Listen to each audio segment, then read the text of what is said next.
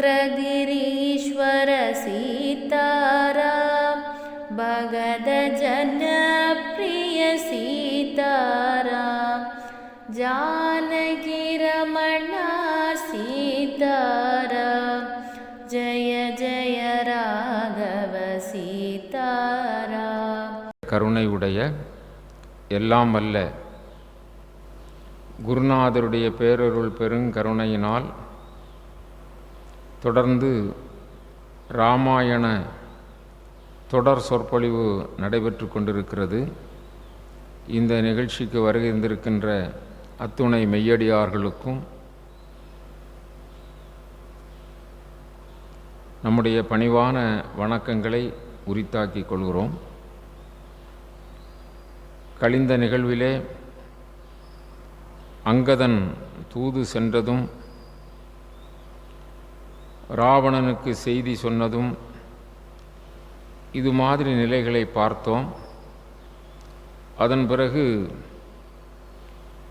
4 கோட்டை வாசல்களிலும் ராமசேனை அங்கே முற்றுகையிட்டது.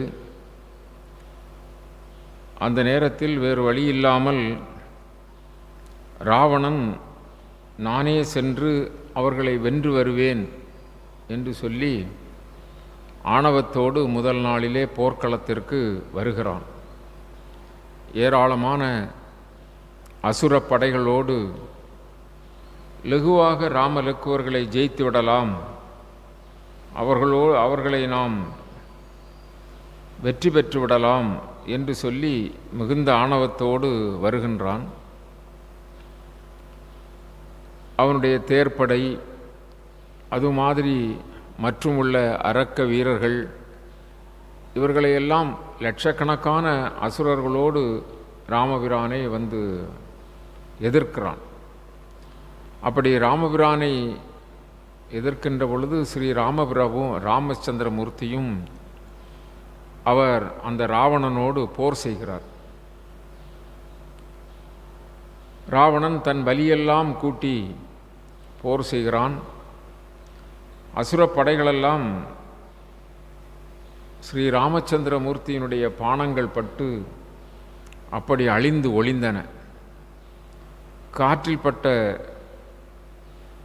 அந்த பஞ்சை போல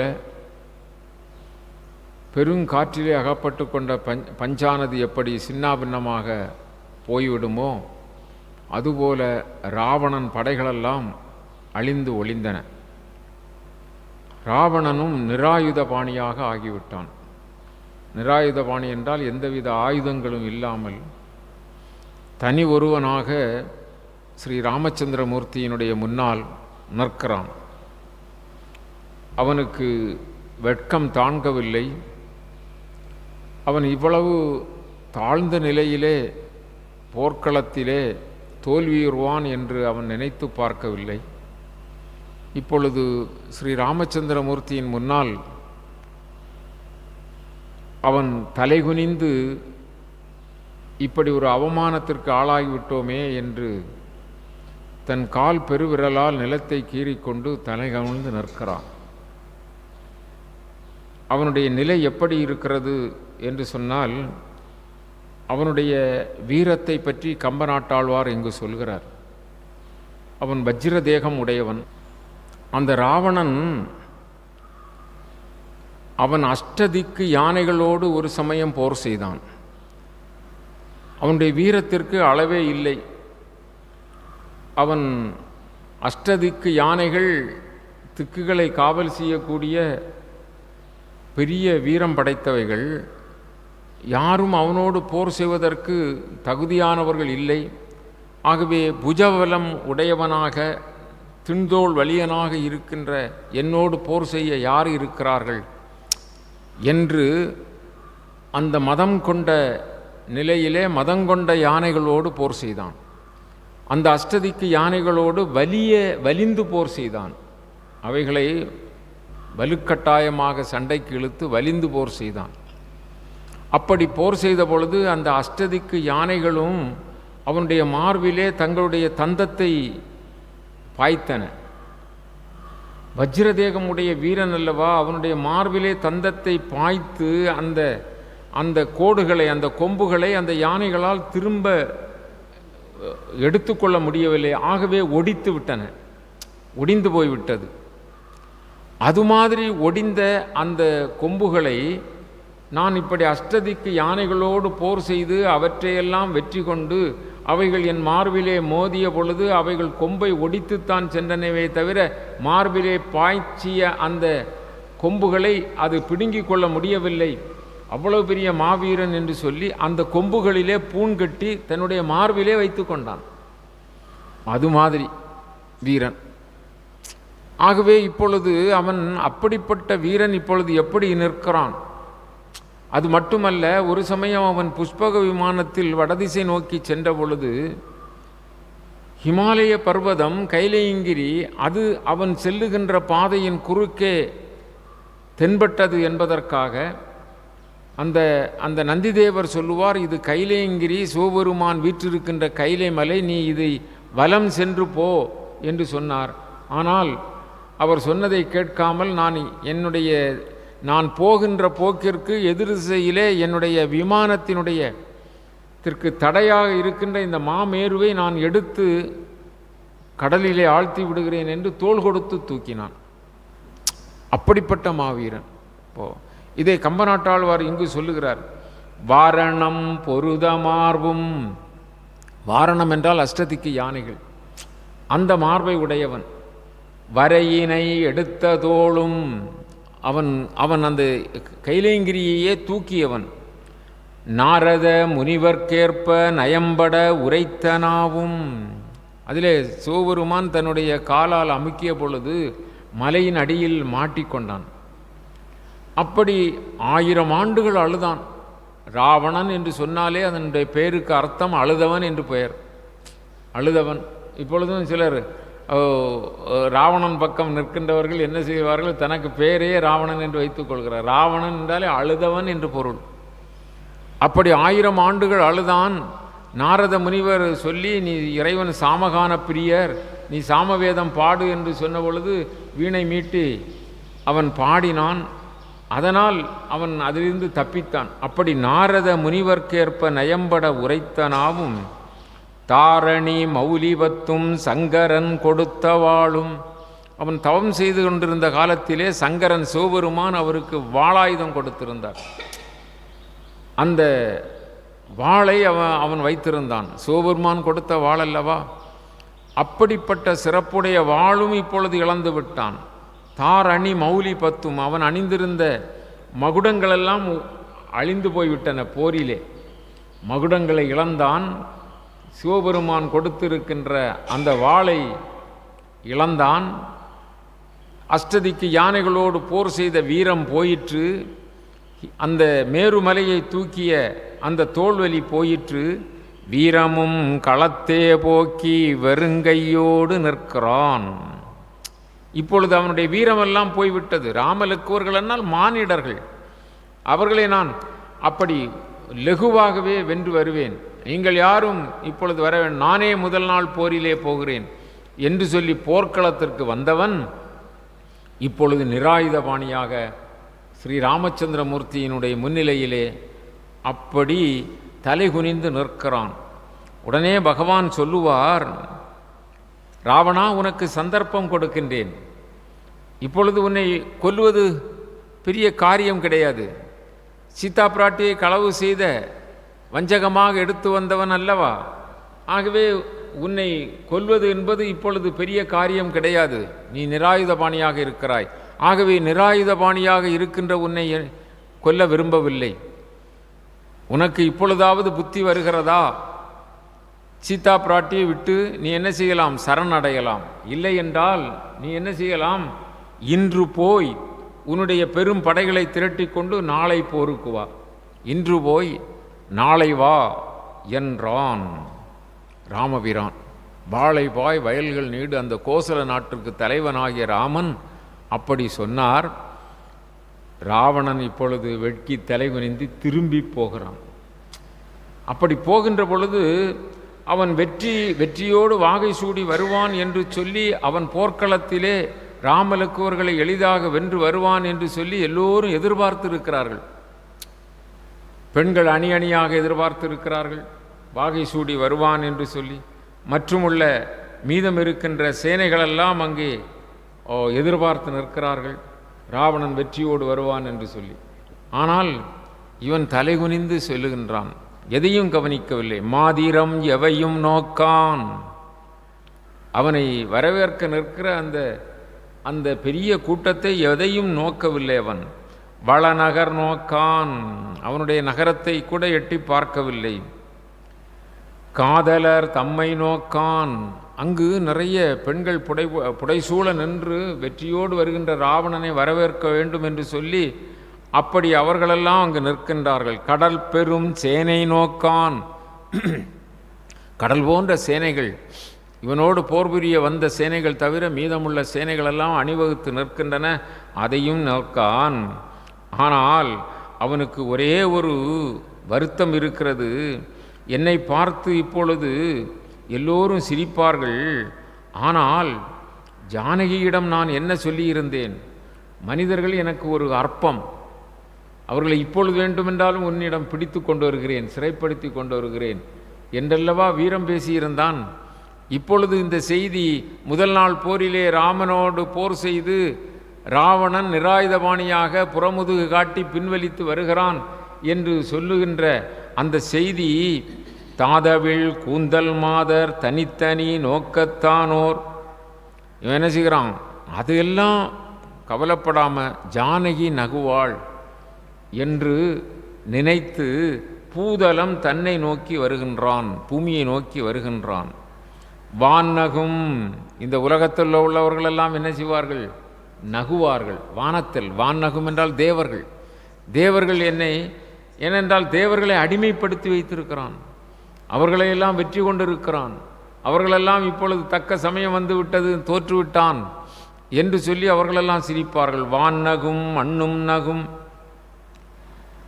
நெடு வைரத்தோளான் நான் நகும் பகைவரெல்லாம், நான் முன்பு யாரையெல்லாம் இகழ்ந்து பேசினேனோ, யாரையெல்லாம் அடிமைப்படுத்தினோனோ, யாரையெல்லாம் துன்பப்படுத்தினோனோ, அப்படி நான் நகும் அந்த என்னுடைய பகைஞர் எல்லாம் நகுவர் என்று அதற்கெல்லாம் அவன் நாணப்படவில்லை.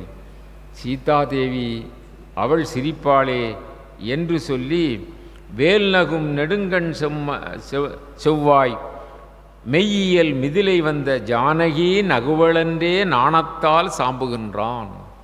அந்த நாணம்தான் அவனுக்கு அதிகமாக இருக்கிறது. அப்படியாக அவன் இலங்கை மாநகரத்திற்கு, அதாவது அவனுடைய இருப்பிடத்திற்கு, போர்க்களத்திலிருந்து அவன் திரும்பி வருகின்றான். அந்த நேரத்தில் அவனுடைய பாட்டனார் மாலியவான் அவர் உண்மையை மிகுவாக தெரிந்தவர், பெரிய வயோதிகர், நல்ல ஒரு அறிவு விளக்கம் உடையவர். இவன் ராவணன் முதல் நாள் போரிலே சென்றிருக்கிறான், எப்படியப்பா போர் என்று கேட்பதற்காக அங்கு இருக்கிறார். ராவணனிடம் கேட்கிறார், உன்னுடைய போர் எப்படி இருந்தது? ராமனோடு செய்த போர் எப்படி இருந்தது? வெற்றி கொண்டாயா? அவன் எப்படி போர் செய்தான் என்று கேட்கிறார். அப்பொழுது இந்த ராவணனே சொல்லுகின்றான், இதுதான் ஆணவம். விஷயம் தெரிந்தால் கூட ஆணவம் தலைக்கு மேல் என்றால் நாம் சில காரியங்களை விடாப்பிடியாக இருப்போம். அதுதான் அவன் சொல்லுகிறான், முப்புறம் ஒருங்கச் சுட்ட மூரிவன் சிலையும் வீரன். ராமன் எப்படிப்பட்டவன் என்று சொன்னால் மாலியவான் கேட்கிறார் அல்லவா. இப்பொழுது இவன் பெரும் பகை ராமனோடு இருந்தால் கூட ராமனுடைய வீரத்தை இவன் சொல்ல முற்படுகிறான். 3 புறங்களையும் நெற்றிக்கண்ணால் சுட்டார் சிவபெருமான் இல்லையா, சிரிப்பு அலையினாலே எரித்தார் இல்லையா.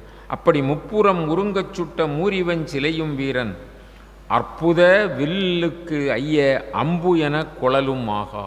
அது மாதிரி இந்த ராமபிரான் என்ன செய்கிறான்? அவனுடைய அம்புக்கோ அவனுடைய வில்லுக்கோ ஒப்பு உரைக்கலாவது ஒரு பொருள் இல்லை. அவனுடைய வீரத்திற்கோ அவன் விடுகின்ற அம்புகளுக்கோ அவன் வைத்திருக்கின்ற வில்லுக்கோ அவனுடைய திறமைக்கோ எதுவும் ஒப்புதல் சொல்ல முடியாது, ஓமானம் சொல்ல முடியாது. வேதம் தப்பின போதும் அவன் தனுமிழ் சரங்கள் தப்பா. வேதம் தப்பி போய்விட்டால் கூட 4 வேதங்கள் அதனுடைய வார்த்தைகள் ஒரு காலம் தப்பாது. அப்படிப்பட்ட வேதமே தப்பி போனால் கூட அவன் தனு உமிழ் சரங்கள் தப்பா. அந்த ராமபிரானுடைய தனுவிலிருந்து வில்லிலிருந்து வருகின்ற அந்த சரங்கள் தப்பாது. அப்படி என்று சொல்லி அந்த மாலியவானிடம் சொல்லிவிட்டு அவன் ஆலோசனை மண்டபத்திற்கு வருகின்றான். ஆலோசனை மண்டபத்திலே வந்து அவனுக்கு வெட்கம் நாணம் இவை தாங்கவில்லை. அதோடு மட்டுமல்லாமல் அவனுடைய வீரம் எங்கே போயிற்று? எத்தனை எத்தனை எத்தனை வரங்கள் பெற்றவன், நாம் எவ்வளவு பெரிய சாதனை செய்திருக்கிறோம் என்று சொல்லி அயர்ந்து அவன் இருக்கிறான். மந்திரி சபை கூடுகிறது. அந்த சபையிலே அந்த ராவணன் தன்னுடைய நிலையை சொல்லுகிறான். அந்த திரிபுரம் எரிய ஆங்குவோர் தனிச்சரம் துறந்த செல்வன் ஒருவன் இப்புவனம் 3 ஓரடி ஒடுக்கி கொண்டோன். திரிபுவனத்தை அவன் எரித்தவர் அந்த முக்கண் முதல்வராகிய சிவபெருமான். அது மாதிரி இந்த உலகத்தை எல்லாம் ஓரடியால் அளந்தவர். இப்புவனம் 3 ஓரடி ஒடுக்கி கொண்டோன். ஓரடியால் அவன் ஒடுக்கி கொண்டவன். அது அவர்களெல்லாம் என்னோடு போர் செய்ய வந்து அவர்களையெல்லாம் நான் வெற்றி கொண்டவன். திரிபுரத்தை எரித்த சிவபெருமானை வெற்றி கொண்டவன். உலகை 3 அடியால் அளந்து 3வது அடிக்கு 2 அடியால் அளந்து வானுலகை ஓரடியால் இப்படி அளந்து 3வது அடிக்கு இடமெங்கே என்று கேட்ட அந்த ஓரடியால் உலகத்தையே ஒடுக்கி கொண்ட அந்த திருமால் அவர்களெல்லாம் என்னோடு போர் செய்து உடைந்து போனார்கள், தோற்று போனார்கள். ஆனால் இப்பொழுது மானிடர் பொருத போர்க்கு, மனிதர்களாக 2 பேர் வந்து போர் செய்த இந்த மானிடர் பொருத போர்க்கு வெறுவுதி போலும். அப்போ அவங்கெல்லாம் இப்படி போயிட்டாங்க. ஆனால் இந்த மானிடர்கள் ஜெயித்து விட்டார்களே என்று நீ வெப்பராளப்படுகிறாய், நீ என்ன செய்கிறாய்? நாணப்படுகிறாய், வெட்கப்படுகிறாய். அப்படி அந்த மகோதரன் சொல்கிறான், மந்திரி, இதற்கெல்லாம் கவலைப்படக்கூடாது. இவர்களுக்காக இவர்கள் ஜெயித்து விட்டார்கள் என்று சொல்லி நீ கவலைப்படலாமா? வெறுவல் கண்டாய், அதற்காக நீ தேம்பாதே, அதற்காக தலை குனியாதே. எவ்வளவு பெரிய வீரன் நீ, சாதாரணமானவனா? 3 கோடி வாழ்நாள் முயன்றுடைய பெருவரம். 3 கோடி ஆண்டு, 3 கோடி ஆண்டுகள் வாழக்கூடிய வரம், பெருவரம், முயன்றுடை பெருவரம். அப்படி பெற்றிருக்கிற நீ இப்பொழுது வருந்தலாமா? ஒரு போரிலே தோற்றவர்கள் அடுத்த போரிலே ஜெயிப்பார்கள். இதுதான் இயல்பு. வென்றவர் தோற்பர், தோற்றோர் வெல்வார். எவர்க்கும் மேலாய் நின்றவர் தாழ்வர். எல்லோருக்கும் மேலாக நிற்கிறவர்கள் என்ன செய்வாங்க? ஒரு நாள் தாழ்வார்கள், தாழ்ந்தோர் உயர்வார். நெறியும் அக்தே. ஒரு ஏற்றம் உண்டென்றால் ஒரு இரக்கம் உண்டு. அதுபோல வாழ்ந்தவர்கள் தாழ்வார்கள், போரிலே ஜெயித்தவர்கள் தோற்பார்கள். அப்படிப்பட்ட நெறிதான் இந்த உலகத்தில் இருக்கிறது. அப்படி அறிந்தவர்கள்தான் அறிஞர்கள். ஆற்றலுக்கு எல்லை உண்டோ? உன்னுடைய பேர் ஆற்றலுக்கும் உன்னுடைய படைகளுக்கும் உன்னுடைய வீரத்திற்கும் இல்லையா, உன்னுடைய திறமைக்கும் அதற்கு ஒரு எல்லை உண்டோ? புந்தவர் இருவர் போரை புகழ்தியோ? இந்த 2 மானிடர்கள் உன்னோடு வந்து போர் செய்து விட்டார்கள் என்று சொல்லி அதை புகழுகிறாயா? எல்லா புகழும் உன்னுடையதல்லவா? முன்னால் உனக்கு என்ன செய்தார்கள்? இறைவர் ஆன 3 தோற்றார்கள். முன்பு சிவன், பிரம்மா, விஷ்ணு ஆகிய 3 பேர்களும் உன்னிடம் தோற்று போனார்கள். தேவர் பின் உனக்கு ஏவல் செய்தார்கள். தேவர்களெல்லாம் என்ன செய்தார்கள்? ஏவல் செய்தார்கள். அதாவது அந்த ராவணனுடைய அந்த சபைக்கு அவன் செல்லுகின்ற படிக்கற்களிலே நவக்கிரகங்களை படுக்க வைத்து அவற்றின் முதுகிலே மிதித்துத்தான் அவன் போவான். அப்படி தேவர்களெல்லாம் பணிவிடை செய்தார்கள். வருணதேவன் அங்கு பனிபோல் என்ன செய்ய வேண்டும்? அந்த பன்னீர் தெளிக்க வேண்டும். வாயு பகவான் சுத்தம் செய்ய வேண்டும். பிரம்மா அங்கு ஜோதிடம் பார்த்து சொல்ல வேண்டும்.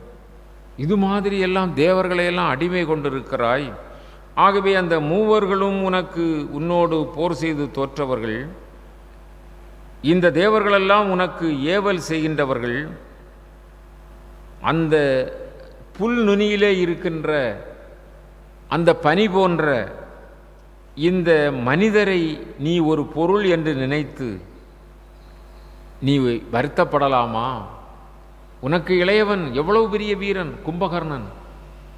அவனை நீ அனுப்பினாய் என்றால், போருக்கு அனுப்பினாய் என்று சொன்னால், எல்லோரையும் ஒரு நிமிடத்தில் எல்லாம் அவ்வளவு வானர படைகளாக இருந்தாலும் மானிடர்களாக இருந்தாலும் எல்லாம் வாயில் போட்டு என்ன செய்து விடுவான்?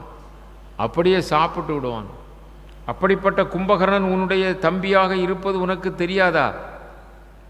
உன் இளைய தம்பி கும்பகர்ணனை, உனக்கு இளையவனை நீ என்ன செய்யலாம்? போருக்கு அனுப்பலாம். இதற்கெல்லாம் மேலாக எவ்வளவோ படை வீரர்கள் இருக்கிறார்கள். கும்பகர்ணனை நீ மறந்து விட்டாய். வருந்தற்க இன்று தோற்றுவிட்டோம் என்றால் நாளை ஜெயிப்போம். கும்பகர்ணன் அவனை எழுப்பி அவனை போருக்கு அனுப்புவோம். அப்படி நீ அவனை போருக்கு அனுப்பினாய் என்று சொன்னால், அந்த பெருமேனியுடைய பெரிய உடல் உடைய அந்த கும்பகர்ணன் போர்க்களத்திலே சென்றால் அதை கண்டே பகைவர்களெல்லாம் ஒளிந்து ஓடிவிடுவார்கள். அவன் முன்னால் வந்தவர்களெல்லாம் இறந்துபட்டு போவார்கள். இதுதான் நிச்சயமான உண்மை. ஆகவே வருந்த வேண்டியதில்லை. நீ எவ்வளவு பெரிய வீரன், வருந்தலாமா? கும்பகர்ணனை அனுப்புவோம் என்று சொல்லி அங்கே ஆலோசனை சொன்னார்கள் மகோதரன் முதலான மந்திரிமார்கள். கேடு வரும் பின்னே மதி கெட்டு வரும் முன்னே என்பது போல அவர்கள் நல்ல ஆலோசனை சொல்லாமல் கும்பகர்ணனை ஏவ முற்பட்டார்கள். அதன்படி ராவணனும், இது நல்ல ஒரு உபாயம்தான். என் தம்பி கும்பகர்ணன் போனான் என்று சொன்னால் எல்லோரையும் வெற்றி கண்டு வந்து விடுவான். ஆகவே நமக்கு வெற்றி கிடைக்கும். அவனை எழுப்புங்கள். அவன் இப்பொழுது தூங்கி கொண்டிருக்கிறான். அவன் 6 மாதம் தூங்குவான். 6 மாதம் அவன் விழித்திருப்பான். அவன் வரம் கேட்கின்ற பொழுது நித்திய தத்துவம் கேட்டான். நித்திய தத்துவம், நித்தியம் நான் பெரிய ஆளாக இருக்கணும் அப்படின்னு சொல்லி வரம் கேட்டான். அப்பொழுது அந்த நாவுக்கரசி, அந்த சரஸ்வதி அவன் நாவிலிருந்து நித்திர தத்துவம் என்று கேட்டுவிட்டாள். நித்திர தத்துவம், அதாவது எப்பொழுதும் தூங்கி கொண்டே இருக்கலாம் அப்படி என்று சொல்லி நித்திரை கேட்டது போல. அதனால் 6 மாதம் விழித்திருப்பான், 6 மாதம் தூங்குவான். அப்படிப்பட்ட கும்பகர்ணன் இப்பொழுது என்ன செய்து கொண்டிருக்கிறான்? தூங்கி கொண்டிருக்கிறான். தூங்கி கொண்டிருக்கிற கும்பகர்ணனை என்ன செய்ய முடியாது? யாராலும் எழுப்ப முடியாது. அது மிகப்பெரிய சிரமம். அவன் தூங்கி அப்படி அவனை எழுப்பினால் அவனுக்கு பெரிய கோபம் வரும். அவன் அவர்களெல்லாம் என்ன அப்பொழுதே சாப்பிட்டு விடுவான். அது மாதிரி உள்ள வீரன் அந்த கும்பகர்ணன். ஆகவே அவனை எழுப்புங்கள் என்று சொல்லி ராவணன் கட்டளையிடுகின்றான். அங்கிருக்கிற கிங்கரர்களுக்கு, பெரிய கிங்கரர்கள், அவர்கள் சென்றால்தான் அவனை எழுப்ப முடியும். ஆகவே கிங்கரர்களை அனுப்புகிறான். அந்த கிங்கரர்கள் அங்கே சென்று அந்த கிரியனான் கிடந்த கோயில், அவன் அப்படி படுத்து தூங்கக்கூடிய அந்த பெரிய மகா மண்டபம், கிரியனான் கிடந்த கோயில், அங்கே படுத்திருக்கிறான் அல்லவா, அங்கே போய் அவன் எழுப்புகிறான். அந்த கிங்கரர்கள் எழுப்புகிறார்கள். அவன் படுத்திருக்கிற இடத்திலே அவன் மூச்சை உள்ளே எடுத்தான் என்று சொன்னால் வாயிலில் போகிறவர்கள் அவன் மூக்குக்குள் போய்விடுவார்கள். அவன் மூச்சை வெளியே விட்டான், காத தூரம் அவர்களை வெளியே தள்ளிவிடும். அப்படி கிங்கரர்கள் ராவணனுடைய ஆணைக்கு இணங்க அந்த நெடிய பெரிய மண்டபத்திலே படுத்திருக்கின்ற அந்த கும்பகர்ணனை எழுப்புவதற்கு செல்கிறார்கள். மங்குல் தோல் தோய் வாயில் சார்ந்து மன்னனி உணர்தி என்ன, இப்படி ராவணனுடைய கட்டளை நீங்கள் எழும்புங்கள் என்று சொல்லி உணர்த்தும் விதமாக அவனை சாதாரணமாக தட்டி எழுப்ப முடியாது. ஆகவே தங்களுடைய கைகளில் இருக்கின்ற இரும்பு மழு, உலக்கை மாதிரி உள்ள பெரிய ஆயுதம், அந்த மழுவினாலே தலை செவி முதலிய மிக ஒரு உணர்வு உடைய அந்த பகுதிகளிலெல்லாம் அவர்கள் இடிக்கிறார்கள். அந்த அந்த கும்பகர்ணனை அவனை எழுப்புவதற்காக தன் கையின் மழுவினாலே தலை செவி தாக்கி பின்னும் வெங்கணான் துயில்கின்றானை, அவன் ஆனாலும் எழும்பவில்லை. அவன் துயில்கின்றானை வெகுளியால் கோபத்தால் பலமுறை அவர்கள் அப்படி உலக்கையால் அடித்தும் எழும்பாததனால் அவர்களே சொல்லுகின்றார்கள், கும்பகர்ணா, நீ இன்று உறங்குகின்றாய், நாங்கள் எழுப்புகின்ற பொழுதும் நீ எழுந்திருக்கவில்லை, இது உனக்கு சிறிய தூக்கம்தான், ஆனால் நீ நெடுங்காலமாக தூங்கலாம். ராமலக்குவர்கள் கையில் இருக்கின்ற அம்பினால் அடிபட்ட பிறகு நீ என்ன செய்யலாம், நெடுங்காலம் ஒரே தூக்கமாக தூங்கலாம். உறங்குகின்ற கும்பகர்ண உங்க மாய வாழ்வெல்லாம் இறங்குகின்றது இன்றுகான். இன்றைக்கிலிருந்தே என்ன செய்கிறது, உங்களுடைய வாழ்க்கையெல்லாம் இறங்கி போய் கொண்டிருக்கிறது. எழுந்தீராய் எழுந்தீராய். கறங்குகின்ற வில்பிடித்த காலதூதர் கையிலே உறங்குவாய் உறங்குவாய் இனி கிடந்து உறங்குவாய். நீ இனி உறங்கப் போகிறாய், நீண்ட காலம் உறங்கலாம் என்று மழுவாயுதத்தினாலே அடித்து அடித்து எழுப்புகின்றார்கள். அத்தோடு அவன் எழும்பவில்லை. ஆகவே மீண்டும் ராவணன் கட்டளையிடுகிறான். அவனுடைய ஆணையை பெற்று யானை, குதிரை, யாழி முதலிய பெரிய மிருகங்களை எல்லாம் அவன் மீது மிதிக்க வைக்கிறார்கள்.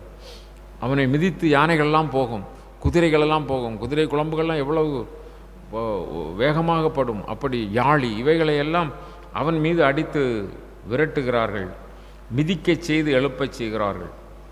ஆனாலும் அவன் எழும்பவில்லை. பெரும் ஆயுதங்களை வைத்து தாக்கியாவது எழுப்பச் சொல்லுகின்றான். உடனே இது ஒன்றுக்கும் எழும்ப மாட்டான் என்று சொல்லி நிறைய ராக்கதர்கள், 500 ராக்கதர்கள், 1000 பேர், 500 என்றால் 1000 என்றலுமே அடியிறஞ்சி 500 ராக்கதர்கள் வன் தொழிலான் துயில்கின்ற மன்னவந்தன் மாடனகி. வன் தொழில் அவன் எழுந்திருந்தால்னா அவனுக்கு தொழிலெல்லாம் வன் தொழில், நிறைய எல்லாவரையும் பிடிச்சி சாப்பிடுவான். வன் தொழிலால் துயில்கின்ற மன்னவந்தன் மாடனகி நின்று 2 கதுப்ப முறை நெடுமுசலம் கொண்டு இடிப்ப. 2 பக்கமும் 1000 வீரர்களும் நின்று அப்படி பெரிய ஆயுதங்களை வைத்து இடிக்கிறார்கள். பொன்றினவன் எழுந்தார் போல் புடைபெயர்ந்து அங்கு எழுந்திருந்தான். இறந்தவன் எப்படி எழும்பி வாரானோ அது மாதிரி அவன் இவர்கள் இப்படி அடித்த பிறகு எழும்பி வருகிறான். வந்தவனுக்கு எழும்பினால் அவனை எழுப்பக்கூடாது இடையிலே. அப்படி ஏதாவது காரணத்தினால் எழுப்பினால் உடனே சாப்பாடு கொடுக்க வேண்டும். உடனே பசி, எழும்பிய உடனே பல் தேய்க்கிறோமோ இல்லையோ பெட் காஃபி, உடனே இருக்கிற இடத்துல எழும்புற டேபிள்கிட்டே வந்துடணும், படுத்திருக்க கட்டில்கிட்டே வந்துடணும். அப்படி பழகி வச்சுருக்கிறாங்க இல்லவா? அது மாதிரி இவனுக்கு என்ன, அவன் தூக்கத்திலிருந்து எழும்பினால் நிறைய உணவு கொடுக்கணும். அதுக்கு தயாராக வச்சுருக்காங்க. அவன் எழும்பினோடனே பசி என்று சொல்லுகின்ற பொழுது 600 சகடத்தடிசிலும், அடிசில் என்றால் உணவு, 600 சகடம் 600 வண்டி சோறு, 600 சகடத்து அடிசிலும் 100 குடங்களும் நுங்கினான். 100 10,000 குடம், 100 × 100 10,000, 10,000 குடம் கல் போ. குடங்களும் நுங்கினான். சாப்பிட்டான் என்று சொல்லவில்லை, தின்றான் என்று சொல்லவில்லை, உண்டான் என்று சொல்லவில்லை, நுங்கினான், விழுங்கினான். 100 குடங்களும் நுங்கினான். ஏறுகின்ற பசியை எழுப்பினான். அப்படி ஏப்பம் வருது, பசிதான், இன்னும் போடணும், நிறைய போடணும். ஏறுகின்ற பசியை எழுப்பினான். சீறுகின்ற முகத்திரு செங்கனான். கண்கள் அப்படி கொவ்வை பழம் போல சிவந்து சீறுகின்றது.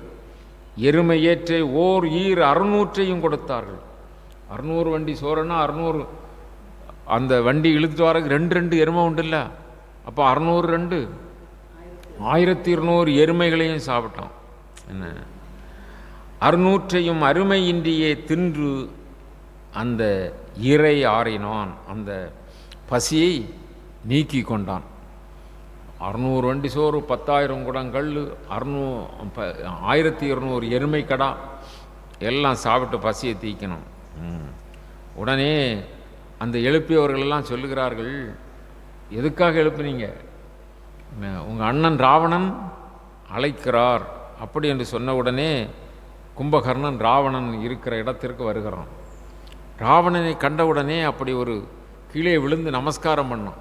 அது எப்படி இருக்கிறது என்றால், ஒரு பெரிய மலை, அது பக்கத்தில் இன்னொரு மலை விழுந்து கிடப்பது போல இருந்ததாம். நிலை கிடந்த நெடுமதில் கோபுரத்து அலை கிடந்த இலங்கையர் அண்ணலை கொலை கிடந்த வேல் கும்பகர்ணன், எல்லோரையும் கொன்று சாப்பிடக்கூடிய அந்த கொலை கிடந்த வேல் கும்பகர்ணன் ஓர் மலை கிடந்தது போல் வணங்கினான். ஒரு மலை விழுந்து கிடந்தது போல அப்படி வணங்கினான். ராவணன் உடனே தம்பி வந்து விட்டான். முதல் நாள் போரிலே என்ன தோற்று போய்விட்டான் அல்லவா ராவணன். இப்பொழுது கும்பகர்ணனால் தனக்கு வெற்றி கிடைக்கும் என்று நினைக்கிறான். ஆகவே அவனை அப்படியே எழுப்பி கட்டி தழுவிக்கொள்கிறான். அப்படி கட்டி தழுவிக்கொண்டு சொல்லுவான், போருக்கு செல்ல வேண்டும். போர் என்று சொன்னவுடனே இந்த கும்பகர்ணன் அவனுக்கு ஒரு திகைப்பு வருகிறது. அவன் கட்டி தழுவிக்கொண்டு, கும்பகர்ணா தம்பி, நீ போருக்கு செல்ல வேண்டும். என்ன காரணம்? வானர பெருந்தானையர் மானிடர் கோநகர்புறம் சுற்றினர். வானர படை தான் அவனுக்கு தானை, அதான் படை. வானர பெருந்தானையர் மானிடர், அவர்கள் வேற யாரும் இல்லை, தேவர்களோ மும்மூர்த்திகளோ இல்லை, மானிடர்கள், மனிதர்கள். மானிடர் கோநகர்புறம் சுற்றினர், நம்முடைய நகர்ப்புறம் எல்லாம் சுற்றி வளைத்து கொண்டார்கள். கொற்றமும் ஏனை உற்றனர், அவர்கள்தான் என்ன வெற்றி பெற்றிருக்கிறாங்க. நீ அவர் இன்னுயிர் போனகத் தொழில் முற்றுதி போயென்றான். நீ செய்ய வேண்டியது என்ன? அவர்களையெல்லாம் பிடிச்சி சாப்பிட்ரு, அவங்களையெல்லாம் நீ என்ன செய்ய வேண்டும்? கொன்று ஒழித்து விடு, அவருடைய உயிர்களை மாய்த்து விடு என்று அந்த கும்பகர்ணனிடம் ராவணன் சொன்னான். உடனே கும்பகர்ணன் தூங்குவதற்கு முன்புள்ள ஞாபகம் வருகிறது. அவன் தூங்கப் போகின்ற பொழுது சொல்லியிருந்தான், சீதாதேவியை நீ கபடமாக எடுத்து வந்து சிறைப்படுத்தி இருக்கிறாய், அது பெருங்குற்றம், நம்முடைய குலத்துக்கே பெரிய பழி. அது மாதிரி நீ செய்தது நமக்கு பெரிய அழிவை உண்டு பண்ணும். அப்படி ஒரு மரப்பொந்திலே நெருப்பு கட்டியை கொண்டு வைத்தது போல அது கொஞ்சம் கொஞ்சமாக மரத்தை என்ன செய்துவிடும்? அழித்து விடும். அதுபோல நம் அழிவுக்கு காரணமாக அது அமைந்து விடுகிறது. அது மட்டுமல்ல, நம்முடைய மான மரியாதை, நம்முடைய செயல்களுக்கு அது பொருந்தாது. அப்படி நீ விட்டுவிடு என்று சொல்லிவிட்டு, எனக்கு தூக்கம் வருது, நான் தூங்கப் போகிறேன் அப்படின்னு போயிருந்தான். இப்பொழுது நடுவே எழுப்பி அவனுக்கு உணவும் கொடுத்து, நீ மானிடர் சூழ்ந்து கொண்டார்கள், அவர்கள் அந்த வானர படைகளோடு வந்து கொற்றம் உற்றனர் என்று சொல்லுகின்றாய். ஆகவே அவன் நினைக்கின்றான், ஆனதோ வெஞ்சமர், நம்ம முந்தி சொல்லிட்டு தூங்க போயிருந்தோம், இப்போ அதன்படி ராமலக்குவர்கள் வந்து படை கொண்டு வந்துட்டாங்க போல. ஆனதோ வெஞ்சமர் அலகில் கற்புடை ஜானகி துயர் இனும் தவிர்ந்ததில்லையோ. அழகில்லாத கற்புடை நங்கை, என்ன அவளுடைய கற்புக்கு எல்லையே இல்லை, அதுதான் அவ்வளவு சிறந்த ஒழுக்கம். அழகிலா கற்புடை ஜானகி துயரினம் தவிர்ந்ததில்லையோ. வானமும் வையமும் வளர்ந்த வான்புகள் போனதோ. நம்முடைய குலம் பிரம்ம குலம், என்ன புலஸ்தீன் மரபு, அதில் வந்த நம்ம வேதம் படிக்கக்கூடியவங்க. அது மாதிரி அவன் பெருமையை சொல்லிக்கிடுறான். அந்த கும்பகர்ணன் சொல்கிறான், ஆனதோ வெஞ்சமர் அலையில் கற்புடை ஜானகி துயர் இனம் தவிர்ந்தது இல்லையோ. இன்னும் நீ அந்த அவளுக்கு துயரம் அவரை விட்டுவிடவில்லையா? வானமும் வையமும் வளர்த்த வான்புகள் போனதோ. நம்முடைய புகழ் எப்படிப்பட்டது? வான்புகள், அது போனதோ. பொன்றுங்காலமே, இனி நமக்கு என்னது? அழிவு காலம்தான். அப்படி சொன்னவன் அதோடு விடவில்லை. கிட்டியதோ செரு கிளர் பொற்சீதையை சுட்டியதோ. போர் வந்து விட்டதா? கிளர் பொற்சீதையை சுட்டியதோ. சீதையின் காரணமாக இந்த போர் வந்து விட்டதா? வேறு போர் இல்லை, சீதையின் காரணமாக. நான் முன்னுக்கு சொல்லியிருந்தோம் இல்லையா? அதன்படி நீ கேட்டா இல்லை. அந்த சீதையின் அந்த காரணமாக சீதையை சுட்டியதோ. முனம் சொன்ன சொற்களால் நீ அவளை விட இல்லையா? நான் முன்னுக்கு சொல்லிட்டு தூங்க போனேன் இல்லையா, சீதாவை விட்டு விடுன்னு சொல்லி. முனம் சொன்ன சொற்களால் என்ன விட்டிலையோ. கம்பர் அதில் ஒரு இடம் போடுறாரு பாருங்க, திட்டியின் விடமன்ன கற்பின் செல்வியை. ரொம்ப முக்கியம். அந்த சீதாதேவி திட்டியின் விடம், திட்டி என்று சொன்னால் திருஷ்டி. திருஷ்டி பட்டாலே என்ன செய்கிறோம், விஷம் வந்துடும். அதாவது பாம்பு கடித்தால் விஷம் வரும், விஷம் நமக்கு உடம்பிலே ஏறி தலைக்கு ஏறி இறந்து போவோம். அது கடித்தால் அப்போ பாம்பு வரணும், நம்மளை கடிக்கணும், இது மாதிரி செய்யும். ஆனால் திட்டி என்று சொல்லி ஒன்று திருஷ்டி உடைய பாம்பு இருக்கிறது. அது வளர்ந்து வளர்ந்து வயசு ஆகி ஆகி குறுகி குறுகி அது பூமியில் ஊர்ந்து போகாது, வானிலே பறந்து போகும். அந்த பாம்பு, அந்த பாம்பு யாரையாவது பார்த்தாலே போதும், கூர்மையாக பார்த்தாலே போதும், அவர்கள் பஸ்பமாகி விடுவார்கள். அதுபோல கற்பு நெறியிலே உயர்ந்திருக்கிற அந்த சீதா கோபமாக பார்த்தாலே என்ன ஆயிரும், அழிஞ்சு போகும். அது மாதிரி திட்டியின் விடமன்ன கற்பின் செல்வியை விட்டிலையோ. முனம் சொன்ன சொற்களால், நான் முன்பு சொன்ன சொற்களை மாதிரி நீ விடவில்லையா, அவள் எப்படிப்பட்டவள், ஆகவே இது விதியின் வன்மையே அப்படிங்கிறார் கம்பநாட்டாழ்வார். ராமாயண காதையிலே பல இடங்களிலே விதியை பற்றி சொல்கிறார். இங்கும் கும்பகர்ணன் வாயிலாக சொல்கிறார், இது விதியின் வன்மையே. புலத்தியன் வழிமுதல் வந்த பொய்யரு குலத்து இயல்பு அழிந்தது.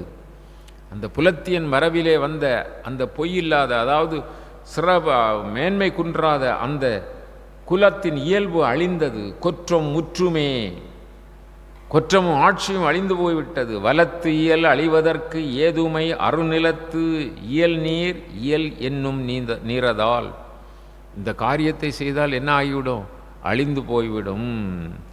நீ என்ன செய்ய வேண்டும் இப்பொழுது, அண்ணா உங்களிடம் மன்றாடி கேட்டுக்கொள்கிறேன், தையலை விட்டு சீதையை இப்பவும் கூட வேற ஒரு பிரச்சனை இல்லை, சீதாவை விட்டுவிடு. அந்த ராமலுக்குவர்கள் திருவடியிலே சரணடை. தையலை விட்டு அவன் சரணம் தாழ்ந்து நின் ஐயரு தம்பியரோடு அளவளாவுதல். நீயும் உன்னுடைய அருமையான தம்பியர்களோடும் மனைவி மக்களோடும் நீண்ட காலம் நெடிய காலம் இன்னும் இலங்கையை என்ன செய்யலாம், ஆளலாம். ஐயரு தம்பியரோடு அளவளாவுதல் உய்திரம் அன்று. அதுதான் உய்திரம். நம்ம பிழைக்கிறதுக்கு வழி என்னது, அது ஒன்றுதான். அன்று எனில், அப்படி நீ செய்யாவிட்டால் உளது வேறும் ஓர் செய்திரம் அன்னது தெரிய கேட்டியால். அப்படி உனக்கு சீதாதேவியை விடுவதற்கு மனமில்லை, போர்தான் விரும்புகிறாய் என்று நினைத்தால் நீ செய்வது போல கொஞ்சம் படைகளோடு போகிறது, ராமனோடு தோற்று போகிறது, திரும்ப வாரது, கொஞ்சம் படைகளோடு போவது, ராமனோடு தோற்று போவது, போர் செய்து தோற்று போவது, இப்படி பந்தியில் படையை விட்டு அவை சிந்துதல் கண்டு நீ இருந்து தேம்புதல். இவன் கொஞ்சம் கொஞ்சமாக படைகளை அனுப்பியிருக்கிறான், கடைசியில் தான் நம்மளை கூப்பிடுறான்னு அவனுக்கு புரியுது. அவனுக்கு உண்மை நல்லா தெரியாது. முதல் தடவை போய் ராவணன் தோற்று வந்திருக்கிறான், அது ஒன்றும் தெரியாது அவனுக்கு. இப்பொழுது அவன் என்ன நினைக்கிறான், ரொம்ப நாள் படைகள் வீரர்கள் போய் தோற்று வந்திருப்பாங்க, அதனால தான் கடைசியில் நம்மளை எழுப்பியிருக்காங்க. அப்படி நினைத்து அவன் சொல்லுகிறான், பந்தியில் படையை விட்டு அவை சிந்துதல் கண்டு நீ இருந்து தேம்புதல் மந்திரமன்று நம் வலியலாம் உடன் உந்துதல் கருமம் என்று உணரக் கூறினான். நமக்கு எவ்வளவு பெரிய பலம் இருக்கிறதோ அவ்வளவு சேர்ந்து போய் ஒரே அடியாக என்ன ராமலக்கவர்களை எதிர்க்க வேண்டும், அதுதான் வழி என்று சொன்னான். உடனே இந்த ராவணனுக்கு பெரும் கோபம் வந்து விட்டது. இவனை அழைத்து போர்க்களத்திற்கு அனுப்ப நினைத்தால் இவன் நமக்கு உபதேசம் அல்லவா சொல்லுகிறான், நீ எனக்கு சொல்வதற்கு அறிவுடைய அமைச்சன் அல்ல. என்ன மகோதரன் முதலான அமைச்சர்கள் சொல்லுவது தான் கேட்பான், அவர்கள் தீநறியா சொல்லுவார்கள். சொந்த தம்பி தன்னுடைய அண்ணனுக்கு அழிவு வரக்கூடாது என்று சொல்லி புத்தியை சொன்னாலும் அவன் துன்மதி கொண்டவன் கேட்பானா, கேட்க மாட்டான். உருவது தெரிய அன்று உன்னை கூயது, உன்னை எழுப்பி இப்படி சாப்பாடம் தந்து இங்கே வந்து எனக்கு ஆலோசனை சொல்லு என்று சொல்லி நான் உன்னை கூப்பிடவில்லை. சிறு தொழில் மனிதரை கோரி சென்று, சிறு தொழில் மனிதர் சாதாரண ஒரு மனிதன், அந்த அரக்கன் மாதிரி ராவணனுக்கெல்லாம் அந்த மனிதர்களை பார்த்தால் ஒரு பெரிய அவ்வளவு ஏளனம், சின்ன ஒரு சிற்றரும்பு போல. என்ன அதான் சிறு தொழில் மனிதரை கோரி சென்று எனக்கு அறிவுடைய அமைச்சன் நீ அல்ல. அவங்கள நினச்சி எனக்கு நீ புத்தி சொல்லுறதுக்கு நீ அறிவுடைய அமைச்சன் அல்ல. அஞ்சினை நீ என்ன செய்துட்டா? பயப்பட்டு விட்டாய். வெறுவிது உன் வீரம் என்று இவை விளம்பினான். ஓ, உனக்கு வீரம் ரொம்ப நல்லா இருக்கப்பா, ரொம்ப நல்லா இருக்கு கும்பகர்ணா, உன்னுடைய வீரம் ரொம்ப நல்லா இருக்கு. நீ அந்த சிறுதொழில் மனிதர்களுடைய பெருமையை பேசி நீ உன் வீரத்தை கெடுத்து கொண்டாய். மானிடர் இருவரை வணங்கி, இந்த 2 ராமலக்குவர்கள் மானிடர்கள், இவர்கள் இருவரையும் வணங்கி, மற்றும் அக்கூனுடை குரங்கையும் கும்பிட்டு, அங்கே கொஞ்சம் குரங்குகளை கூட்டிகிட்டு வந்திருக்கிறான் இல்லையா, அந்த குரங்குகளையும் கும்பிட்டு என்ன அவர்களுக்கு ஏவல் செய்வது, ஊனுடை உம்பிக்கும் உனக்குமே கடன்.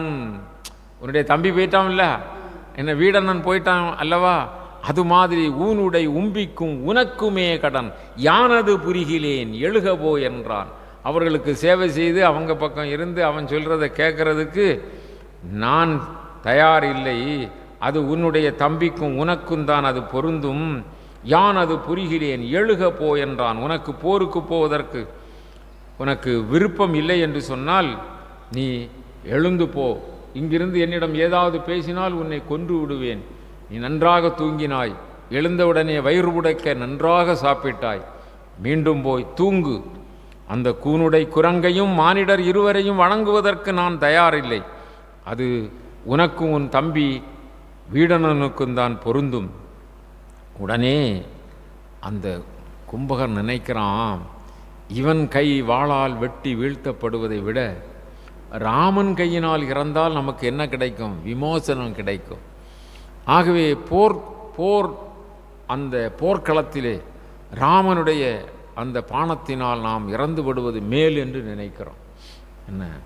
ஆகவே அவன் நினைத்து சொல்லுவான், அண்ணா, நான் சொல்லியதில் தவறு ஏதும் இருப்பின் என்னை மன்னித்து விடு. நான் நீ சொன்னது மாதிரி என்ன செய்ய போகிறேன்? போர்க்களத்திற்கு போகிறேன், அங்கு சென்று போர் செய்ய போகிறேன். ஆனால் ஒன்று என்ன தெரியுமா அண்ணா? வென்றிவன் வருவன் என்று உரைத்தீலன். அந்த ராமலக்குவர்களை வெற்றி கொண்டு இவன் வருவேன் என்று நான் உரைத்தீலன். வெற்றி நான் போ அங்கேயே செத்து போயிடுவேங்கிறான். வென்றிவன் வருவன் என்று உரைத்தீலன். விதி நின்றது. விதி எல்லாவரையும் அழிக்கிறதுக்கு என்ன விதி நின்றது? என்னை போன்றவர்கள் சொன்னாலும் சொல்லாவிட்டாலும் அதிலிருந்து விடுபடலாம் என்று சொன்னால் விதி நின்றது.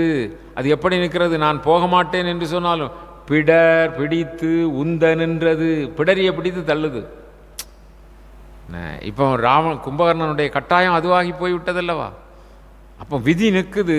அது நான் போக மாட்டேன் என்றால் கூட பிடர் பிடித்து உந்த நின்றது. பொன்றுவன், நான் போர்க்களத்தில் போனால் அங்கு இறந்துபட்டு போவேன். பொன்றினால், அப்படி இறந்துபட்டு போனால் அதன் பிறகாவது அண்ணா புலன்கொள் தேவியை, அந்த சீதா பிராட்டியை நீ நன்று என நாயக விடுதி என்றான். நான் இறந்த பிறகாவது நீ என்ன செய்? சீதா தேவியை விட்டு சுகமாயிரு, நான் போருக்கு போகிறேன் அப்படி என்று சொல்லுகிறான். நன்று என நாயக விடுதி நன்று அருவோ, அதன் பிறகாவது நீ சீதா பிராட்டியை விட்டு நீ வாழ்வாயாக. உடனே இந்த கும்பகர்ணன் மீண்டும் சொல்லுவான், இந்திரன் பகைஞனும் ராமன் தம் கை மந்திர அம்பினால் மடிதல் வாய்மையால். இந்திரன் பகைவனாகிய ராமன், பகைவனாகிய இந்திரன் பகைஞனும். இந்திரன் பகைஞன் என்று சொன்னால் இந்திரஜித் இந்திரனை ஜெயித்தவன். என்ன? இவனுடைய மகன் இந்திரஜித். அவன் யாரால மடிய போகிறான்? ராமன் தம்பி இலக்குவனால் மடிய போகிறான். நீ பெருசாக நினைக்கிறல்ல. இந்திரன் பகைஞனும் ராமன் தம்பி கை மந்திர அம்பினால் மடிதல் வாய்மையால். அதுதான் உண்மை. தந்திரம் காற்றுரு சாம்பல் பின்னரும் அந்தரம் உணர்ந்து உனக்கு உருவது ஆற்றுவாய். ஆகவே நீ எது நல்லது செய்யணுமோ அதை நீ செய்வாயாக. இற்றை நாள் வரை அண்ணா, இன்று வரை நான் ஏதேனும் குற்றம் செய்திருந்தால் யான் முன் செய்தன குற்றமும் உளையனில் பொருத்தி அதை நீ பொறுத்துக்க. கொற்றமற்ற தாழ்முகத்தினில் விழித்தல் ஆரிய பெற்றனன் விடையென பெயர்ந்து போயினான். நான் போர்க்களம் போகிறேன் என்று சொல்லி அந்த கும்பகர்ணன் புறப்பட்டு போய்விட்டான். அந்த கும்பகர்ணன் இப்பொழுது ஆரோகணித்து வருகிறான். வெற்றி சங்கம் ஊத அப்படி ஆரோகணித்து அவன் தேர் மீது ஏறி வருகின்றான். அந்த கும்பகர்ணன் வருவதை பார்த்தால் ஒரு பெரிய ஹிமாலய பர்வதமே பெயர்ந்து வந்தது போல் இருக்கிறது. அவனை சூழ்ந்திருக்கின்ற படைகளெல்லாம் லட்சக்கணக்கான கோடிக்கணக்கான அரக்க சேனைகள். அவரவர்களுக்கு தகுந்த தேர்களிலே ஏறி அப்படி காலாள் படைகள், தேர்ப்படைகள், யானைப்படைகள் இது மாதிரி வந்து கொண்டிருக்கிறார்கள். அங்கு இவன் வருவதை பார்த்தவுடனே வரும் இவன் யார் என்று ராமபிரான் கேட்கிறார். உடனே அந்த வீடனன் சொல்லுவான், இவன் ராவணன் தம்பி, எனக்கு முன்னோன், எனக்கு மூத்தவன், கும்பகர்ணன் என்னும் பெயருடையான். இவன் 6 மாதம் தூங்குவான், 6 மாதம் விழித்திருப்பான். இவன் எவ்வளவோ உபதேசங்களை அவன் ராவணனுக்கு எடுத்து சொன்னான். ஆனால் ராவணன் கேட்டபாடில்லை. ஆகவே அவன் கையினால் இறப்பதை விட இங்கு போர்க்களத்திலே வந்து இறந்துபடுவோம் என்று நினைத்துத்தான் வருகின்றான். உண்மையான ஒரு நீதியை உடையவன் ராவணனுக்கு, அதனால்தான் புத்திகள் சொன்னான் என்று வீடனன் ராமபிரானிடம் சொன்னவுடனே பக்கத்தில் நிற்கிற சுக்ரீவன் சொல்லுவார், அப்படி என்று சொன்னால் வீடனனை நாம் சேர்த்து கொண்டது போல இவனும் நல்லவனாக இருந்தால் இந்த கும்பகர்ணனையும் சேர்த்து கொள்வோம். முன்பு வீடனனை சேர்த்து கொள்வதிலே இந்த சுக்ரீவன் மறுப்பு தெரிவித்தார். இப்பொழுது அவன் உதவியாக இருக்கிறான். அவனுடைய குணங்களை எல்லாம் உணர்ந்து சுக்ரீவன் இவனையும் நாம் சேர்த்து கொண்டால் அவன் வருவான் என்றால் சேர்த்து கொள்ளலாம் என்று சொன்னவுடனே ராமபிரான் அதற்கு இசைகிறார், அதற்கு சம்மதிக்கிறார். உடனே வீடனன் நானே சென்று அழைத்து வருகிறேன் என்று சொல்லி கும்பகர்ணனிடம் வருகிறான். கும்பகர்ணன் போர்க்களத்திலே வந்து போர் செய்வதற்கு ஆயத்தமாக படைகளோடு வந்திருக்கிறவன். அவன் முன்னிலையிலே, கும்பகர்ணன் முன்னிலையிலே இந்த வீடனன் போய் வணங்கி அண்ணா என்று வணங்கி நிற்கிறான். அவனுக்கு, கும்பகர்ணனுக்கு ஒரு பக்கம் ரொம்ப வருத்தம் வருகிறது. ஒரு பக்கம் இவன் இந்த நேரத்தில் வந்திருக்கிறானே, ராமன் பார்த்தால் இவனை என்ன செய்து விடுவான், அங்கிருந்து நீக்கி விடுவாரே, இவன் இப்படி வந்து விட்டானே என்று நினைத்து முந்தி வந்து இறஞ்சினானை மூந்துயிர் மூழ்கப் புள்ளி அவனை அப்படி கட்டி தழுவி, என்ன உய்ந்தனை ஒருவன் போனாய், அப்பா வீடனா தம்பி, நம்முடைய குலத்திலே ஒருவனாவது நீ மிஞ்சுவாய் என்று நினைத்தேன். உய்ந்தனை ஒருவன் போனாய், நம்முடைய குலத்தின் வாரிசாக ஒருவனாவது இருப்பாய். ஏனென்றால் ராமலக்குவர்கள் கையினால் எல்லோரும் அழியப் போகிறோம், அரக்கர்கள் எல்லோரும் அழியப் போகிறோம். உய்ந்தனை ஒருவன் போனாய் என் மனம் உவக்கின்றேன், அப்படின்னா சந்தோஷப்பட்டு கொண்டு இருக்கிறேன். தன் சிந்தனை முழுதும் சிந்த தெளிவு இலார் போல, நீ கொஞ்சம் கூட அறிவு இல்லாதவனைப் போல, என்ன நீ என்ன செய்து விட்டாய், தெளிவிலார் போல மீள வந்தது என் தனியே என்றான். நீ ராமன் பக்கம் இருந்து எதுக்கு வந்துட்டா, தனியே வந்திருக்கிறிய, ராமன் போ என்று சொல்லிவிட்டானா, அல்லது ஏதோ இடையூறு பண்ணிவிட்டாயா, நீ ஒருத்தன் உய்து போனாய் ராமன் பக்கம் சொன்னான், அதனால் அவன் பெரிய நிலையை அடைந்தான் என்று நான் நினைத்தேன். உய்ந்தனை ஒருவன் போனாய் என மனம் உவக்கின்றேன்பால் வந்தது என் தனியே என்றான்.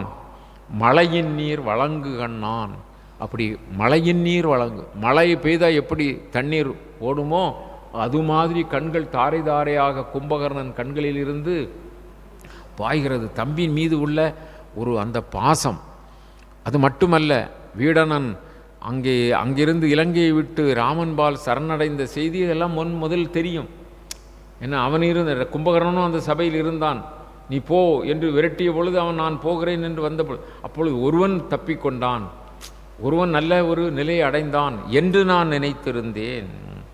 அவையம் நீ பெற்றவாறும் அமரரும் பெறுதலாற்றா, தம்பி நீ பெற்ற பெரும்பேறு, ராமனுடைய திருவடி அடைந்த அந்த பெரும்பேறு இருக்கிறதல்லவா, அது அமரரும் பெறுதலாற்றா. அமரர்கள் என்றால் தேவர்கள், தேவர்களுக்கும் அது கிடைக்காது. உபயலோகத்திலுள்ள சிறப்பும் கேட்டு உவந்தேன் உள்ளம். அவனை நீ சரணாகதி அடைந்து அந்த ராமபிரான் உன்னை சேர்த்து கொண்டதை பார்த்து நினைந்து உவந்தேன் உள்ளம். கவிஞரின் அறிவுமிக்காய், பெரிய பேரறிஞன் வீடனன், கவிஞரின், கவிஞர்னா உயர்ந்த அறிவு உடையவர், அந்த கவிஞரின் அறிவுமிக்காய் காலன்வாய் கழிக்கின்றேன்பால். நான் இப்போ யாருக்க வாயில் இருக்கிறேன்? காலனுக்கு கையில் இருக்கிறேன். காலன் வாய் கழிக்கின்றேன்பால். பாம்பு தேரையை பிடித்து கொண்டதென்றால் அது கொஞ்சம் கொஞ்சமாக விழுங்கும் அல்லவா, காலன் அதை பற்றி பிடிப்பது போல காலன் வாய் கழிக்கின்றேன்பால் நவையுற வந்தது ஏன். நான் இப்போ இங்கே நிற்கிறேன், ஆனால் இன்னும் கொஞ்ச நேரத்தில் என்ன ஆவேன்? காலன் என் உயிரை பிடித்து கொண்டு போய் விடுவான். அப்படி போர்க்களத்திலே மடிந்து விடுவேன். அப்படி நிற்கின்றேன் பக்கம் நவை உற வந்தது என். நீ அமுதுண்பாய் நஞ்சுண்பாயோ. அமுதமும் நஞ்சு இருந்தால் நீ அமுதத்தை சாப்பிடுவியா நஞ்சை சாப்பிடுவியா? தெரியாதுமா, நீ இங்கே வந்து நிற்கிறியே. என்ன, நீ ராமன்பால் சென்றால் அமுதுண்பது போல, என் பக்கம் வந்தால் என்ன நஞ்சுண்பது போல. அமுதுண்பாய் நஞ்சுண்பாயோ. ஏற்றிய வில்லோன் யார்க்கும் இறையவன் ராமன் என்றான். கும்பகர்ணன் சொல்கிறான், ஏற்றிய வில்லோன் அவன் யாருக்கும் இறைவன், எல்லோருக்கும் இறைவனாக இருக்கிற ராமன் என்றான். மாற்ற அருண் தம்பி நின்றான், மற்றையோர் முற்றும் நின்றார். அங்கு அவனுக்கு தம்பியாக இலக்குவன் நிற்கிறான், மற்றவர்களாம் நிற்கிறார்கள். கூற்றமும் நின்றது எம்மை கொல்லிய விதியும் நின்றது. அவர்களெல்லாம் அங்கே நிற்கிறாங்க, கூற்றமும் கூடவே நிற்குது, அவர்கள் கொல்லுவதற்கு தயாராக இருக்கிறார்கள். கொல்லிய விதியும் நின்ற தோற்றையம்பக்கம் ஐய வெவ்வலி தொலைய வந்தாய். நான் இந்த போரில் தோற்று போயிடுவேன், தோற்று நிற்க போகிற அந்த அந்த காலனின் உயிரை கவுகின்ற நேரத்திலே நீ வந்து இங்கு வந்தது என்ன என்ன. உடனே அந்த அவன் சொல்லுகிறான், அந்த வீடனன் சொல்லுவான், அண்ணா நான் வந்தது உன்னை ராமன் பக்கம் அழைத்து போவதற்குத்தான் வந்தேன். நீயும் ராமனிடம் வந்தால் அந்த ராமன் உனக்கு எல்லா நிலையிலும் உனக்கு அருள்பாலிப்பான். இருள் ஒரு சிந்தை ஏற்கும் இன்னருள் சுரந்த வீரன். அவன் கொடிய பாவம் செய்தவர்களுக்கும் அருள் புரியக்கூடியவன். இருள் ஒரு சிந்தை ஏற்கும் இன்னருள் சுரந்த வீரன். அருளும் நீ சேரின் அன்றோ. நீ வந்தா அவன் அருள்வான், அபயமும் அளிப்பான், அபயமும் அளிக்கும். அவன் உனக்கு சரணாகதி தருவான். அன்றி மருள் ஒரு பிறவி நோய்க்கு மருந்துமாம் மாறி செல்லும். அவன் சொல்கிறான், ஒரு பெரிய வீடனன் இந்த இடத்துல ஒரு நீ வந்தால் ராமன் உன்னை ஏற்றுக்கொள்வான். அவன் பெரிய கொடிய பாவம் செய்தவர்களையும் ஏற்றுக்கொள்ளக்கூடியவன், அருள் புரியக்கூடியவன். அது மட்டுமல்ல, அவன் அபயமும் அளிப்பான். அபயம்னா சரணாகதி, சரணாகதி கொடுப்பான். சரணாகதி அடைந்தவர்களுக்கு அபயம் கொடுப்பான். அப்படி கொடுப்பான். அது மட்டுமல்ல, மருள் ஒரு பிறவி நோய்க்கு மருந்துமாம். அவனை அடைந்தா என்ன ஆகுது? மருள் ஒரு பிறவி நோய். பிறவி நோய் எப்படி நமக்கு வண்டி சக்கரம் மாதிரி வந்து கொண்டே இருக்கிறது இல்லவா? மருளுறும் பிறவி நோய். அந்த நோய் தீர்வதற்கு அவன் மருந்தும் ஆவான். அவனை சரணடைந்தால் என்ன ஆயிரும்? நம்முடைய பிறவியே போய்விடும். மருளூரு சிந்தை பிறவி நோய்க்கு மருந்துமாம் மாறி செல்லும். உருளுரு சகட வாழ்க்கை ஒழித்து வீடு அழிக்கும் அன்றே. சகட வாழ்க்கை, உருளுரு சகட வாழ்க்கை, வண்டி சக்கரம் போல உருண்டுட்டே இருக்கக்கூடிய மாய வாழ்க்கையிலிருந்து விடுபட்டு நமக்கு என்ன செய்வான்? அவன் வீடும் அளிப்பான், வீடு பேரும் தருவான், மோட்ச உலகம் தருவான். ஆகவே வந்து விடு. எனக்கு அண்ணா கும்பகர்ணா, எனக்கு அவன் தந்த செல்வம், எனக்கு இலங்கை அரசை தந்திருக்கான் இல்லையா, இல்லையா, மகுடம் சூட்டியிருக்கிறான். எனக்கு அவன் தந்த செல்வம் அது இலங்கையும் அரசும் எல்லாம். இந்த இலங்கை அரசு எல்லாம் நினக்கு நான் தருவேன். உனக்கு தந்துடுவேன், நீ வந்துரு.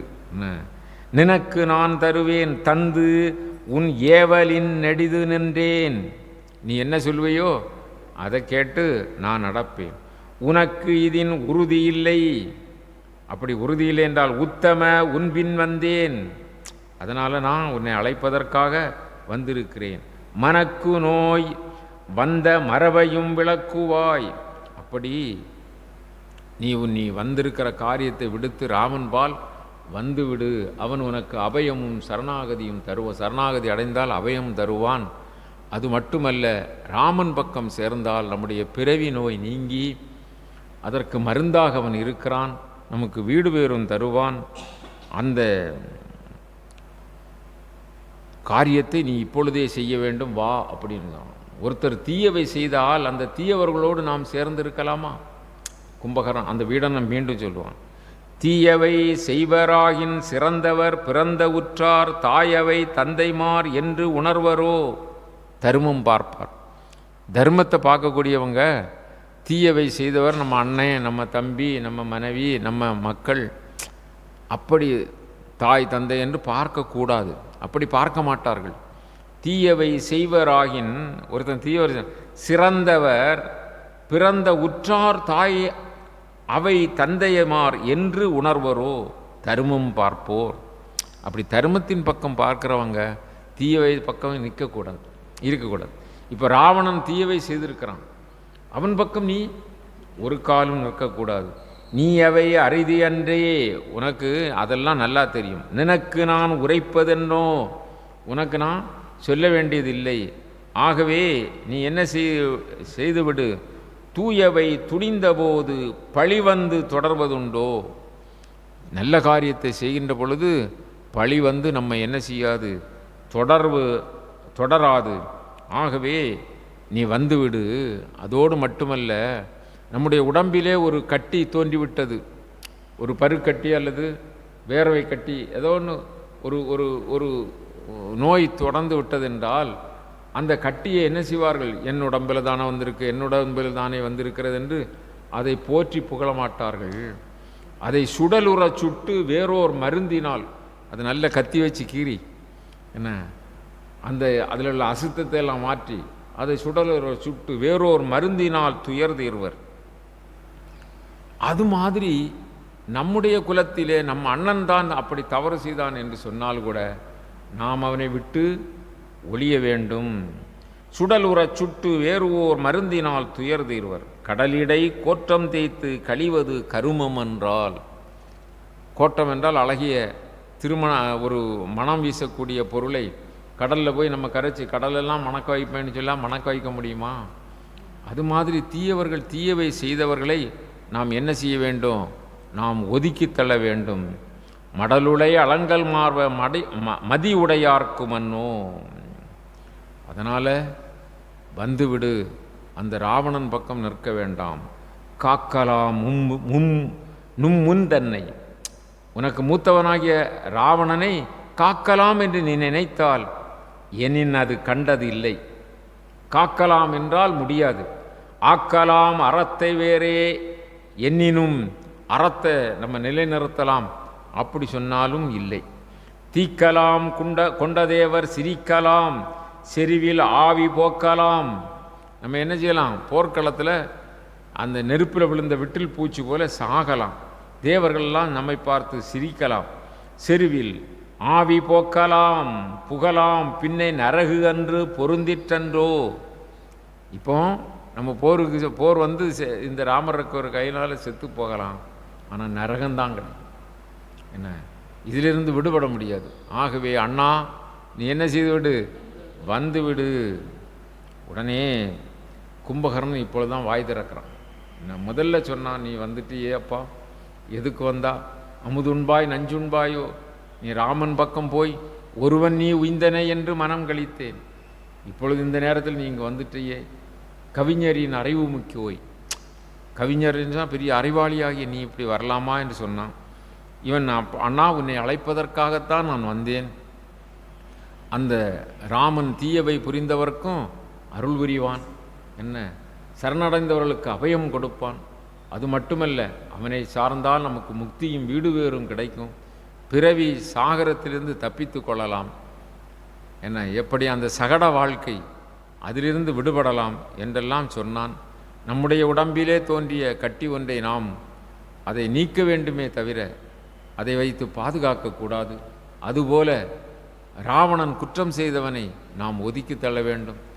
ஒரு நல்ல அறம் படைத்தவர்கள் எப்படி இது செய்தது அண்ணன், இது செய்தது தம்பி, இது செய்தது அப்பா, இது அம்மா, இது மக்கள் என்று சொல்லி அப்படி விட்டு கொடுக்க மாட்டார்கள் அறம் தெரிந்தவர்கள். ஆகவே அவனை விட்டு வருவது நல்லது. இவனை காக்கலாம், எப்படியாவது போர் செய்து காக்கலாம் என்றால் அதுவும் முடியாது. அல்லது அறத்தை காத்து கொள்ளலாம் என்றால் அதற்கும் அவன் பெரிய பிறன்மனை விளைதல் என்று சொல்லுகின்ற குற்றத்தை செய்துவிட்டான். ஆகவே அதுவும் ஆகாது. ஆகவே இப்பொழுது நம்முடைய உடலை போர்க்களத்திலே நாம் விட்டுவிடலாம், உயிரை விட்டுவிடலாம். தேவர்கள்லாம் சிரிப்பார்கள். எல்லாம் செய்து முடிந்தாகி விட்டது என்று சொன்னால் நமக்கு என்ன நரகமும் கிடைக்கும். எதனால்? ஒரு அறத்திற்காக போர் செய்தால் மேன்மை கிடைக்கும், மரத்துக்காக போர் செய்தால் நமக்கு நரகம்தான் கிடைக்கும் என்று புத்திமதிகளை சொன்னான். உடனே கும்பகர்ணன் சொல்கிறான், தம்பி நீ சொல்வது எனக்கு புரிகிறது, நீ சரியாக சொல்லுகின்றாய். ஆனால் இவ்வளவு காலமும் இந்த உலக வாழ்க்கையே பெரிதென்று நினைத்து எனக்கு சாப்பாடு போட்டு வளர்த்திருக்கிறானே, அவன் அவன் எனக்கு முன்னால் இறந்து நான் அவனுக்கு கர்மங்கள் செய்வதை விட அவனுக்கு முன்னால் நான் இறந்து செஞ்சோற்று கடன் தீர்ப்பதல்லவா பெரிது என்கிறான். நீர்கோல வாழ்வை நச்சி நெடிது நாள் வளர்த்து பின்னை போர்க்கோலம் செய்துவிட்டார்க்கு உயிர் கொடாது அங்கு போகேன். இப்போ போர்க்கோலம் போட்டு என்னை அனுப்பியிருக்கிறான், என்ன நீ போருக்கு போன்னு சொல்லி. போர்க்கோலம் செய்து விட்டார்க்கு உயிர் கொடாது அங்கு போகேன். தார்கோல மேனிமைந்த, அருமையான மலர் மாலைகளை அணிந்திருக்கின்ற திருமேனியுடைய மைந்தனாகிய என்னுடைய அன்பு தம்பியே, தார்கோல மேனிமைந்த என் துயர் தவிர்த்தியாயின், இப்பொழுது எனக்கு என்னுடைய கஷ்டத்தை, என்னுடைய மன வருத்தத்தை நீக்க முற்பட்டாய் என்று சொன்னால் கார்கோல மேனியானை, கார்கோல மேனி அந்த ராமபிரானை கடுதி கூடுதி கடிதின் என்றான். நீ சீக்கிரமாக அவங்க தப்பாக நினச்சிடக்கூடாது, என்ன இவன் அண்ணன் பக்கம் போயிட்டான் போல் கண்ணிட்டு என்ன.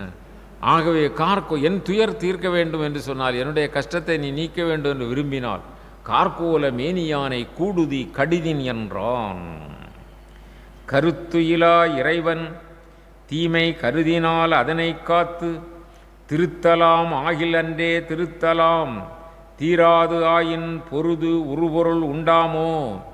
யாரையாவது ஒருத்தனை அவனுடைய புத்தியை மாற்றலான்னு சொன்னால் முயற்சிக்கலாம். ஆனால் அதுக்காக வேண்டி நம்ம என்ன செய்கிறது? திருத்தலாம் ஆகின் அன்றே திருத்தலாம் தீராது ஆயின் பொறுத்து உருபொருள் உண்டாமோ. பொறுதொழிற்கு உரியராகி ஒருத்தரின் முன்னம் சாதல் உண்டவர்க்கு உரியது அம்மா.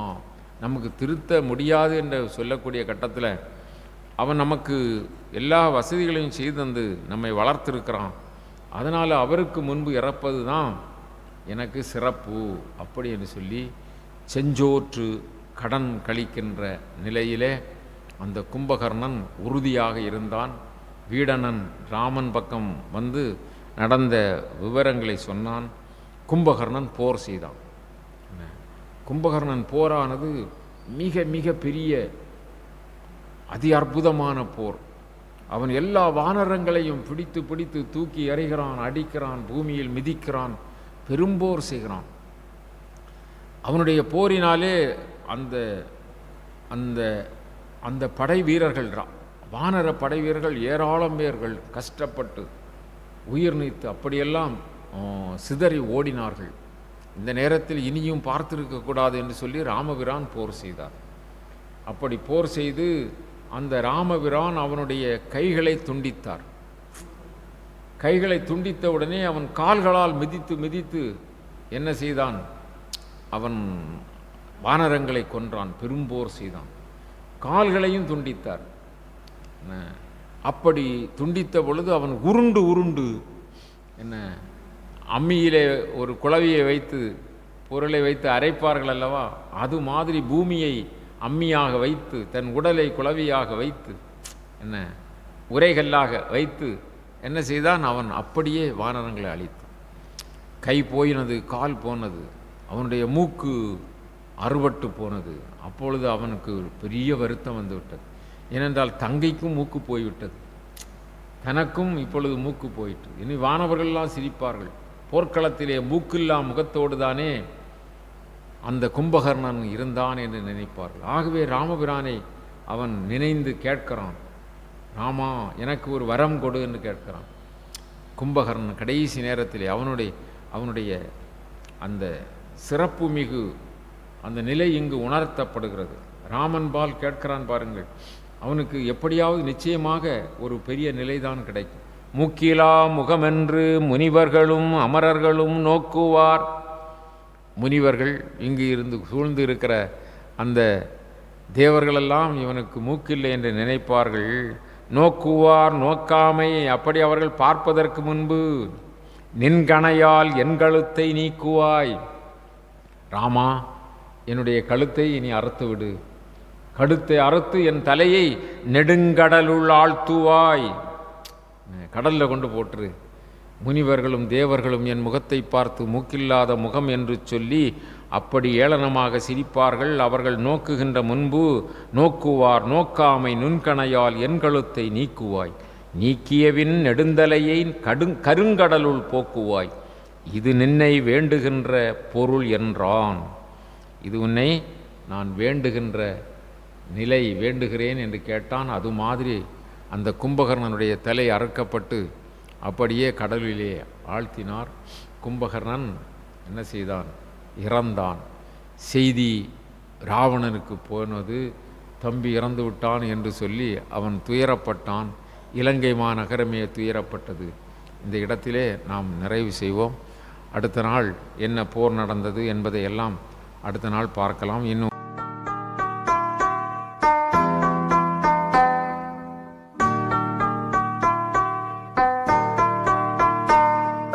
योगी राम सूरत कुमार जय गुरु राम।